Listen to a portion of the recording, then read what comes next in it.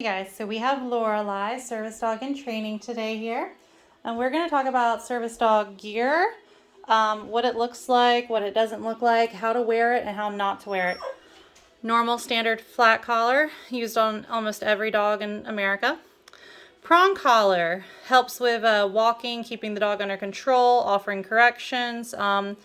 This isn't super important, so they come in different sizes. They are adjustable. You can take them out and make them smaller or larger. The size prong collar that you need is going to vary on your dog's size, age, and so forth. Standard 4-foot leash, 3-foot leash. The actual training vest itself, this would not be a permanent vest. This is just one for training purposes. When the dog gets older and full grown, we have them custom made and fitted for the handler's disability. So if they are a mobility dog, they will have extra handles, extra gear, all the fancy bells and whistles that this vest does not, but this is good for just training purposes. And in general, letting the public know that your dog is a service dog and do not touch right there on the vest, right? Okay, so let's get started. Let's do the standard collar first.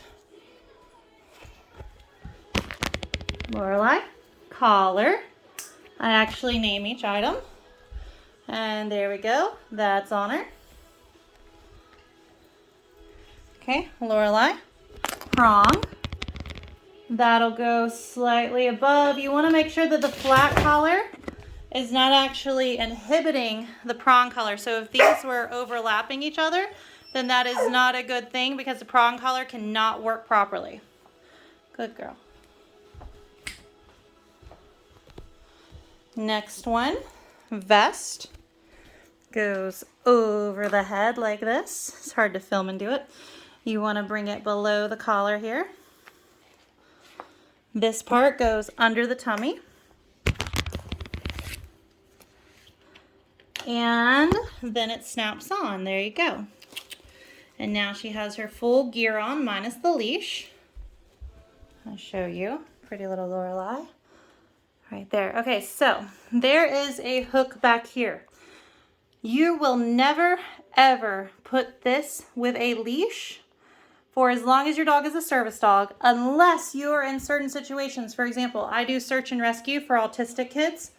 And when we want the dog to actually pull, and we don't want to offer those corrections, as in the service dog is telling me which way the missing child went. Did they go that way or this way? So if I have it hooked on the regular collar or even this prong collar, and the dog's telling me that it went this way, but my leash pressure, which is so important with dog training, tells the dog, nope, don't go that way, right?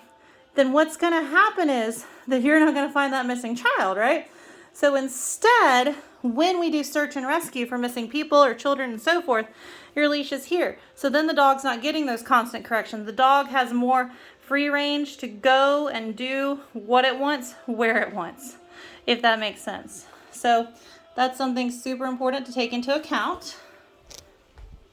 And you can see how well trained she is. She knows when this vest is on, it is time to work. So we're just going to reward. Good girl, Loralei. Good girl. Now, let's see. Let's go ahead and put on a leash. So, when you put on your service dog's leash, you can put it on the flat collar, which we'll try first, or the prong collar. The prong collar is used for in times where the dog needs an extra correction. Maybe they're pulling too much. Maybe they're a little suffering too much from distractions, whatever the case may be, and you don't have as much control over the dog at that time. Then we put them on the prong collar, which I'll show you next how to use. The flat collar is just for everyday walking and purposes like that, but it does not offer that correction that the dog may need. Loralei, however, since she's very well leash trained, she will most likely do very well on her flat collar, but she's being trained as a mobility dog, so all the mobility dogs will actually go over prong collar too.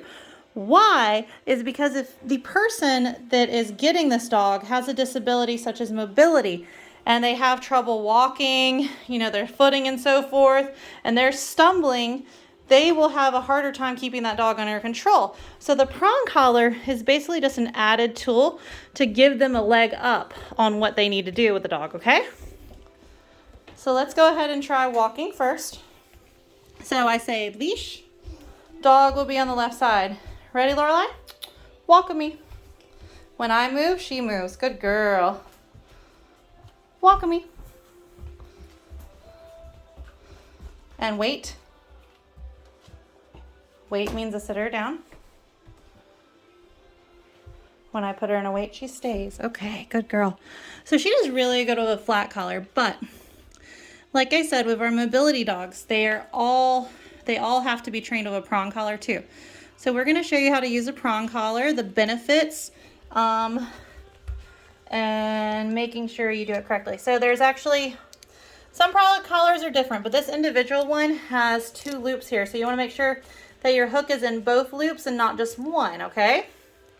So what this does is, let's see, I should have picked a dog that doesn't know how to walk and then we could see the corrections. Okay, so we're going to walk just like we did before. Lorelei, walk with me. And if the dog, I'll see if she does it. Nope, she's not going to do it because she's so trained. Come here, Lorelei.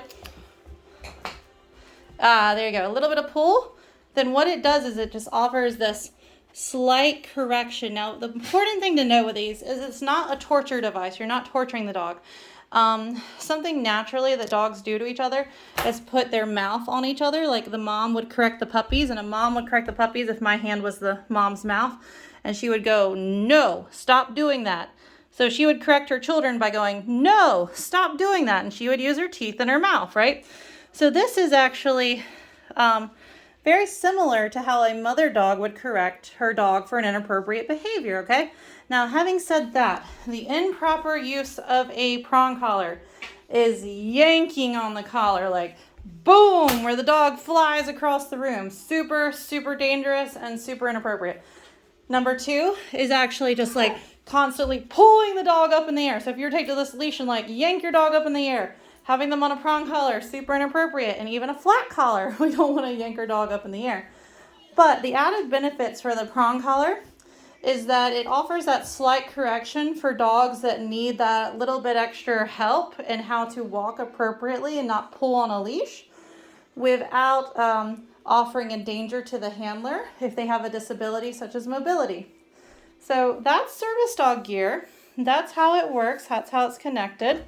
And there you have it. Now at the end, when we want to take the gear off, I actually do an all done command. All done, reward. Because if you can see in the video, she did a great job. She knows what her gear is. She loves it. The flat collar normally just stays on her. I don't usually take that off. I took it off this time just to show you what the gear in general looks like. And then vest off. Put the gear back over. I actually have bags and so forth to put the gear in for each dog. So this will go into one collected bag just for Lorelei. This prong collar, however, is okay for now, but she will need a bigger one. It's more of a puppy size collar. Good girl. Good girl. And we say, all done. Good job, Lorelei. Good girl. All done.